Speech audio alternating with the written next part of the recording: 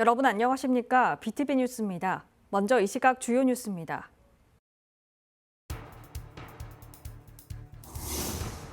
시민사회단체가 이번 총선과 관련해 시민 눈높이에 맞지 않는 정책이나 언행으로 논란을 일으킨 후보들에 대해 공개 질의와 대책 마련을 촉구했습니다. 각 정당의 부산 지역 탈원전에 대한 의견을 물었습니다. 민주당을 비롯한 진보 정당들은 수용 의사를 밝혔지만 국민의힘은 답변을 거부했습니다.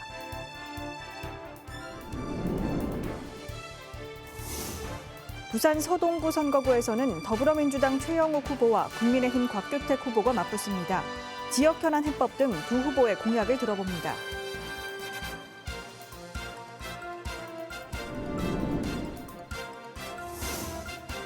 지역구 현역 의원 간 맞대결을 벌이고 있는 남구 선거구 여야 후보들은 노년층 표심 공략에 그 어느 때보다 정성을 들이고 있습니다.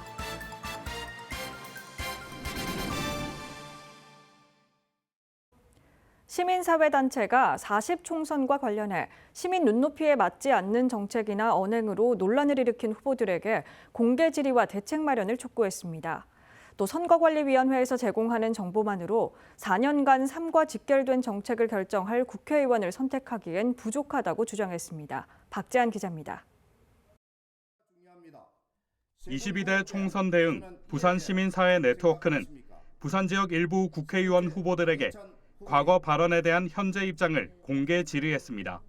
대상은 사하을 국민의힘 조경태 후보, 북구을 국민의힘 박성훈 후보, 수영구 무소속 장해찬 후보입니다.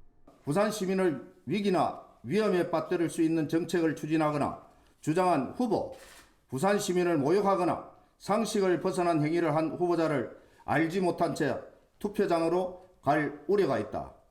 22대 총선 대응 부산 시민 네트워크에서는 시민의 눈높이와 맞지 않는 정책, 언행으로 논란을 일으킨 후보에 대한 정보를 시민에게 제공하고 후보자에게는 질의를 하고자 한다. 먼저 박성훈 후보는 후쿠시마 해고염수 방류에 대해 해수부 차관으로서 국민의 건강과 안전을 위해 적극적으로 대응하지 못했고 오히려 오염수가 안전하다는 일본의 입장을 대변했다고 주장했습니다. 당시에 오염수 대응의 문제가 과학과 미신의 대결이라고 보여진다. 이성이 감성을 이길 수 있는 대한민국의 저력을 믿는다. 이런 형태의 발언도 하셨습니다. 근데 해고염수 투기에 대해서 반대하는 시민들의 입장은 비과학적이고 비이성적인 것으로 이제 폄하하는 형태의 발언이라고 저는 생각을 합니다. 해수부 2차관 시절은 용산에 계셨겠죠. 근데 부산에 출마를 하시는 후보님이라면 이 오염수 투기에 대한 입장을 다시 한번 명확하게 밝혀주셔야 할 것이라고 생각이 됩니다. 조경태 후보에 대해서는 여전히 사하구에 전술핵을 배치하려는지 되물었습니다. 또 지역 국회의원이 수도권 주민 편익 개선 특별위원회 활동을 한 것은 지역 소멸 위기의 부산에 반하는 행동이라 질타했습니다. 정확하게 핵 배치 부산에서 나서겠습니다. 우리 지역구 사하구에서 하겠습니다. 이런 발언을 했습니다. 명백하게 핵 배치를 운운하는 발언이며 이 이야기는 더 나아가서 핵미사일 기지를 사하구에 유치하겠다는 식의 발언이기도 했습니다. 이는 지역 주민의 동의나 여론 수렴의 과정도 없었을 뿐 아니라 핵무장론 자체가 현실성이 없다는 것을 조경태 본인도 잘 알고 있음에도 불구하고 그저 안보 장사, 안보 협박으로 자신의 국회의원 배지를 유지하려는 언동에 불과하다고 저희는 생각합니다. 부산 시민사회 네트워크는 장해찬 후보에 대해선 부산을 비하하면서 무소속까지 출마를 강행하는 이유가 궁금하다며 말을 줄였습니다. BTV 뉴스 박찬입니다. 고리원전을 지척에 두고 있는 부산 시민들은 노후원전 수명 연장과 후쿠시마 원전 오염수 방류 등에 촉각을 곤두세울 수밖에 없습니다. 안전과 직결된 만큼 이 문제는 계속될 수밖에 없는데요. 시민단체들이 총선을 앞두고 각 정당에 원전에 대한 의견을 물었습니다. 장동원 기자입니다. 70여 개 단체로 구성된 탈핵 부산시민연대는 총선을 앞두고 각 정당에 원전 관련 질문을 던졌습니다. 부산의 지역구 후보를 낸 정당 6곳 부산시당에 노후원전 수명 연장 금지와 고준위 핵폐기물 안전관리와 처분, 신규 원전 건설 금지에 대한 의견을 물었고 시민연대는 받은 답변을 정리해 발표했습니다. 질문에 답한 정당은 4곳, 개혁신당과 자유통일당은 아무런 회신을 해오지 않았고 국민의힘은 검토할 사안이 아니란 답을 보내왔다고 밝혔습니다. 국민의힘은 계속해서 친원전 정책을 이어오고 있습니다. 답변을 하지 않는 것 자체가 저희는 굉장히 무책임한 태도라고 판단을 하고요. 기본 입장이 다르다고 하더라도 탈핵이냐 아니냐의 문제를 떠나서 부산 시민의 생명과 안전을 위해서 각 정당이 이 핵발전의 문제를 어떻게 볼 것인가에 대한 입장은 분명히 있어야 된다고 생각을 합니다. 민주당은 탈원전 의견에 대부분 수용 입장을 보였습니다. 노후 원전은 연장 없이 가동을 중단해야 하고 무분별한 수명 연장에도 반대 의견을 보였습니다. 또 현재 추진되고 있는 고준위 핵폐기물 임시 저장 시설은 영구 저장이 우려된다며 이를 저지할 특별법이 필요하다고 밝혔습니다. 다만 신규 원전 건설에 대해선 신중한 입장을 보였습니다. 정부의 부산, 울산 지역 신규 원전 건설 추진에 반대하지만 다만 관련 예산 과정의 현실적인 측면, 주요국 에너지 전환 동향 등을 면밀히 고려해 정책 수립이 필요하다라는 답변을 주셨습니다. 함께 입장을 밝힌 녹색정의당과 진보당은 탈원전 의제를 모두 수용한다고 밝혔습니다. 그러면서도 어떤 형태로 탈원전을 추진하고 관련 정책을 마련하겠다는 입장은 내놓지 않았습니다. 탈핵 부산시민연대는 각 당 중앙당에도 관련 질의를 전달해 원전 공약을 파악하는 한편 총선 이후 원전 정책 방향에 대해 논의한다는 계획입니다. BTV 뉴스 장동원입니다. 40총선 후보의 공약을 점검하는 시간, 오늘은 서동구 선거구입니다. 더불어민주당에서는 최영욱 후보가 일찌감치 단수 공천을 받았고 국민의힘에서는 경선을 통해 곽규택 후보가 최종 낙점되면서 양자 대결을 펼칩니다. 박철우 기자입니다. 부산의 대표적 원도시민 서동구 선거구, 더불어민주당에서는 최영욱 후보가, 국민의힘에서는 곽규택 후보가 출사표를 던졌습니다. 한때 62만 명이었던 서구 동구, 지금 20만 명도 되지 않습니다. 3분의 1로 토막이 난 것입니다. 제가 태어나고 자란 서동구, 일자리가 넘치고 사람이 모이고 교육이 강한 부산의 중심 도시로 꼭 세우고 싶어 출마했습니다. 부산 서구 동구는 과거 부산의 중심지였습니다. 그러나 지금은 원도심으로서 몰락해가고 있고 인구가 줄고 있는 소멸사회의 위기에 있습니다. 고향이 서동구인 제가 반드시 우리 원도심을 살려서 부산의 중심지로서 부활하도록 하겠습니다. 5.6대 부산 시의원과 동구청장을 지낸 최영욱 후보의 제1공약은 지역경제 활성화입니다. 차질 없는 북한 재개발 공동의시장 현대화 사업을 추진하고 이곳에 미래 첨단 산업과 선박거래소 등 해양금융 그리고 고부가가치 수산 산업을 유치하여 양질의 일자리를 대폭 확대하겠습니다. 서울중앙지검 부장검사와 서동구에서 지역 변호사로 활동한 국민의힘 곽규택 후보의 제1공약은 지역민들의 편입니다. 교통 편한 우리 동네입니다. 도시철도 지선을 확충하도록 하겠습니다. 도시철도 송도선을 만들어서 공동어시장과 송도해수욕장을 연결해서 편리한 교통 환경을 만들고요. 1호선 부산 진역과 2호선 문현역을 연결해서 관광객들이 편하게 이동할 수 있고 지역 주민들이 편하게 이용할 수 있는 교통수단을 만들도록 하겠습니다. 최 후보의 두 번째 공약은 구덕 운동장 재개발과 미군 55 보급창 조기 반환입니다. 곽 후보의 두 번째 공약은 도시 재개발, 산복도로 고도 제한 해제입니다. 구덕 운동장 재개발을 주민 친화형으로 추진을 하고 미 55 보급창을 조기 반환해서 이곳에 소공원이나 체육, 문화, 예술 시설들을 대폭 유치하여 주민들에게 좀 더 쾌적한 삶의 여건을 조성하도록 하겠습니다. 젊은 세대가 유입되어 활기 넘치는 원도심을 만들도록 하겠습니다. 도시 재개발 적극적으로 추진해서 젊은 세대가 유입되도록 하겠습니다. 그리고 삼복도로 고도 제한 해제하도록 하겠습니다. 지역민들이 자신의 재산권을 행사해서 주거 환경 개선할 수 있도록 적극적으로 뒷받침하겠습니다. 젊은 인구 유출과 초고령화로 인해 온도심이 가속화되고 있는 소동구 선거구. 유권자들은 지역 현안 해결자로 누구의 손을 들어줄지 관심입니다. BTV 뉴스 박철우입니다. 부산은 이미 초고령화 사회로 접어들면서 유권자의 평균 연령이 상당히 높습니다. 때문에 고령층 유권자의 표심 향배가 선거 결과에 큰 영향을 미치는데요. 현역 의원 간 맞대결을 벌이고 있는 남구 선거구 2명의 후보 역시 노년층 표심 공략에 어느 때보다 많은 정성을 쏟고 있습니다. 김윤정 기자의 보도입니다. 부산 남구는 갑을 선거구 통합으로 전국에서 유일하게 자신의 지역구를 기반으로 한 현역 의원 사이의 맞대결이 펼쳐지고 있습니다. 3선 도전에 나선 더불어민주당 박재호 후보. 노년층 표심 공략을 위해 공원을 찾아 쉼터에 모여 앉은 어르신들께 인사를 건넵니다. 박재호 후보는 어르신들이 함께 즐겁게 할 수 있는 소일거리를 만들어 드리겠다는 공약을 강조했습니다. 이 어르신들이 사실은 놀 곳도 없고 뭐 어디 마땅한 데가 없잖아요. 경로당 가본들 이제 그것도 뭐 서열이 있고 이래요. 그래서 이런 분들이 좀 편하게 쉴 수 있는 공간을 좀 많이 마련해 주는 것이 가장 좋을 거고, 근데 이분들이 그냥 뭐 멍청하게 앉아 계시는 것보다 오히려 무슨 꽃을 가꾼다든지 무슨 식품을 뭐 상추라든지 이런 채소를 기른다든지 이런 좀 정서적인 순화가 되는 이런 그 어떤 장을 좀 마련해 주는 것도 하나의 방법이다.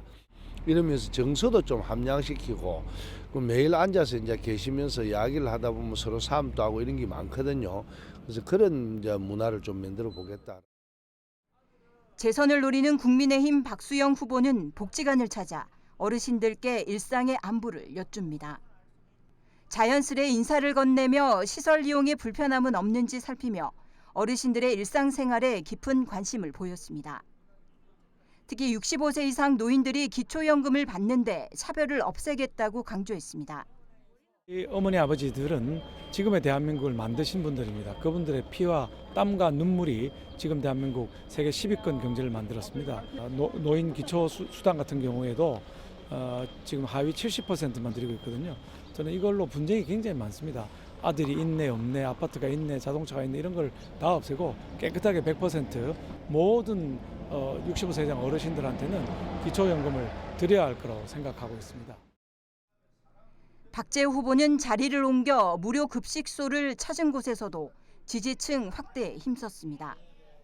어르신들 노령층 인구가 너무 많아져서 이걸 어떻게 할지 뭐 정서적인 것도 있지만 또 경제적으로도 생각보다는 좀 더 어려운 사람이 많아요. 부산은. 그래서 어떻게 해야 될지를 여러 가지 방안 강구 중인데 부산 전체 통계도 보고 또 여러 가지 대안을 좀 마련해 보고 그래서 정책을 내는 것이 맞다. 박수영 후보는 용호동 소재의 한 아파트 경로당으로 이동해 어르신들의 불편한 점을 세세하게 훑으며 지지를 호소했습니다.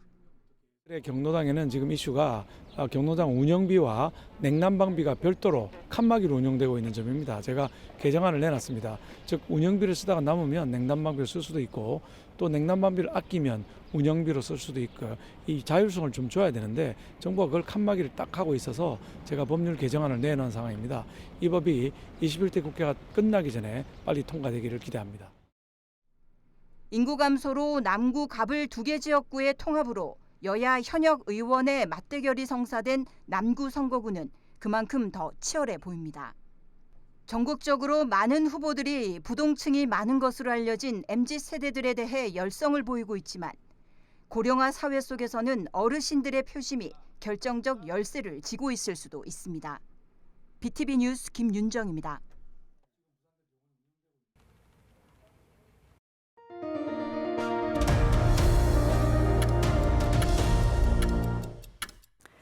부산의 청소년들을 위한 수련 공간이 또 하나 늘었습니다. 올해 개관하는 국립청소년 생태센터인데요. 생태학습과 체험은 물론 숙박도 가능해 지역의 청소년 단체 거점 시설로 관심을 모으고 있습니다. 김석진 기자의 보도입니다.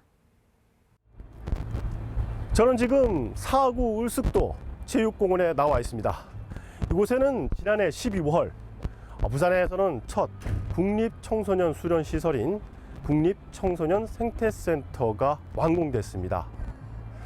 이달 문을 열 예정이었는데 내부 안전시설 등을 보완하기 위해서 개관을 7월로 연기했습니다. 그럼 지금 센터 내부의 모습은 어떨까요? 그리고 앞으로 어떤 프로그램이 운영될까요? 먼저 가보겠습니다. 센터 면적은 6만 4천여 제곱미터, 축구장 9개 크기입니다. 투입된 사업비는 350여억 원. 전시 사무동과 숙박을 할 수 있는 생활관, 직원 숙소로 구성되어 있습니다. 본관은 3층 건물로 1층엔 80명이 앉을 수 있는 영상관과 강의실, 미디어 전시실 등이 있습니다. 2층으로 가면 강의실이 더 있고 실험실이 따로 있습니다. 나무의 종류를 살펴보고 종이를 만드는 체험을 할 수 있는 식물실, 3차원 영상인 홀로그램으로 새를 관찰할 수 있고 코딩을 배울 수 있는 조류실을 비롯해 살아있는 곤충을 보고 전자현미경으로 관찰할 수 있는 실험실이 있습니다. 누구나 언제나 참여할 수 있는 그런 센터로 준비할 예정이고요. 지구 환경에 대해서 특히나 생태와 관련된 곤충, 조류, 식물에 관해서 체험을 할 수 있는 기관으로 성장하고자 합니다. 본관 맞은편의 생활관 역시 3층 건물입니다. 내부의 방은 모두 2인실입니다. 인솔자와 장애인을 위한 방도 따로 준비되어 있습니다. 하루 100명이 숙박할 수 있습니다. 생활관 옆엔 식당과 실내 체육 활동이 가능한 대강당도 있습니다. 생태센터는 학교 교과를 비롯해 지역사회와 연계한 사업과 프로그램을 개발 중입니다. 이를 통해 도심 속 자연생태 체험 공간으로 숙박과 당일 체험이 가능한 시설로 운영할 계획입니다. 한편 생태센터는 오는 6월까지 누리집을 구축하고 프로그램 구성을 마무리한 뒤 7월부터 시범 운영에 들어갑니다. BTV 뉴스 김석진입니다. 탄소 중립 사회로의 이행과 녹색 성장 추진을 위해 마련한 제1차 부산시 탄소 중립 녹색 성장 기본계획 최종 보고회가 지난 26일 오후 시청 대회의실에서 열렸습니다. 이날 보고회엔 2050 탄소 중립 녹색 성장위원회 공동위원장인 김강회 경제부시장과 최경식 신라대 교수 위원 등 50여 명이 참석했습니다. 최종 보고회를 통해 부산시는 오는 2030년까지 온실가스 배출량을 지난 2018년 대비 45% 감축을 목표로 8개 부문 101개 과제를 추진하기로 했습니다. 시는 이날 나온 의견을 기본 계획안에 반영해 다음 달 열리는 시 2050 탄소중립 녹색성장위원회 심의를 통해 확정할 예정입니다. 부산 가톨릭대 신학교정이 하하 캠퍼스로 탈바꿈합니다. 부산시 박형준 시장과 천주교 손삼석 부산교구장은 지난 26일 가톨릭대에서 면담을 통해 이같이 약속했습니다. 하하 캠퍼스는 여가와 문화, 학습 그리고 연구산업시설이 집적된 대규모 시니어 복합단지를 일컫습니다. 향후 부산시는 가톨릭대 신학교정을 시니어 평생교육시설로 리모델링해 개방할 예정입니다. 이른바 대구 개구리 소년 사건이 올해로 33주기를 맞이했습니다. 고인들을 기리기 위한 추도식이 올해도 와룡산에 있는 추모비 앞에서 열렸는데요. 추도식 현장에서는 여전히 그날의 진실을 밝혀야 한다는 목소리가 높았습니다. 천혜열 기자가 취재했습니다. 대구 개구리 소년 사건은 1991년 3월 26일 5 어린이가 와룡산으로 도롱뇽 알을 주우러 갔다가 실종된 사건을 말합니다. 경찰은 연인원 35만 명을 동원해 수색에 나섰지만 찾지 못했고 실종된 어린이들은 11년 6개월 만에 세방골에서 유골로 발견됐습니다. 당시 사인 규명에 나섰던 경북대 법의학과는 예리한 흉기에 의한 타살로 추정된다는 중간 발표를 했지만 경찰 수사는 2006년 공소시효가 만료되면서 종료됐습니다. 아이들이 언제, 어떻게, 왜 죽임을 당했는지는 아무도 알 수 없게 됐습니다. 사건이 왜 일어났는지, 뭐 때문에 우리 아이들을 이렇게 한꺼번에 5명씩이나 희생을 시켰는지 그 이유를 알고 싶은데 알 방법이 없습니다. 유가족들은 당시 부검에 참여했던 경북대 법의학과 관계자가 작성한 사인 규명 의뢰서 원본 파일에 답이 있을 것이라며 이 자료를 공개해야 한다고 주장합니다. 또 당시에는 찾지 못했던 사건의 단서를 지난 30여 년 동안 발전한 첨단 과학 수사 기법을 동원한다면 찾을 수 있지 않을까 기대하고 있습니다. 5 어린이들의 사인을 밝히기 위해서는 정부 또는 국회가 주도하는 진상규명위원회가 설치되어야 하는데 여전히 답보 상태입니다. 남은 건 아이들을 죽인 범인의 양심 고백뿐입니다. 이제는 공소시효도 만료되고 처벌을 받을 수도 할 수도 없습니다. 아무런 이유도 책임도 묻지 않겠습니다. 5 아버지 중 3분은 이미 돌아가셨습니다. 우리에겐 더 이상 시간이 없습니다. 조금이라도 더 늦기 전에 꼭 양심 선언을 해주시길 부탁드립니다. 개구리 소년 33주기를 맞이 열린 추도식. 고 김종인, 박찬인, 김영규, 조호연, 우철원 5 어린이를 기리기 위해 세운 추모비는 올해도 사람들의 눈에 띄지 않는 한적한 곳에 외롭게 서 있었습니다. BTV 뉴스 천회열입니다. 부산디자인진흥원은 중소기업 재직자의 디자인 관련 직무 능력 향상을 위한 무료 교육을 실시합니다. 이번 교육은 최근 산업 동향을 반영해 생성형 AI를 활용한 상세 페이지 디자인 실무, 마케팅 콘텐츠 기획, 라이브 커머스, SNS 마케팅 전략 등으로 진행됩니다. 교육비는 전액 무료로 부산디자인진흥원 지역산업 맞춤형 인력 양성 사업 홈페이지에서 프로그램별로 수강 신청 가능합니다. 김해공항 국제선 운항 실적이 오는 하계 시즌 동안 코로나 이전 수준에 근접할 것으로 예상됩니다. 김해공항은 오는 31일부터 10월 26일까지 11개국 38개 노선에 주 1,016편이 운항할 예정으로 연간 910만 명이 국제선을 이용할 것으로 내다보고 있습니다. 이는 코로나 이전 959만 명 대비 95% 수준입니다. 한편 코로나 이후 중단됐던 오키나와와 시안, 광저우 등 4개 노선의 운항이 재개됩니다. 남구는 청년들이 고립되지 않도록 청년 1인 가구 사업을 추진합니다. 일명 너와 1년 동행이란 프로그램으로 4월 반려 화분 만들기, 5월 PT 맛보기 등 4월부터 9월까지 월별 3회차로 진행할 예정입니다. 남구에 주소를 둔 18세에서 39세 1인 청년 가구는 신청 가능하며 남구 청년창조발전소 홈페이지를 통해 온라인 신청할 수 있습니다.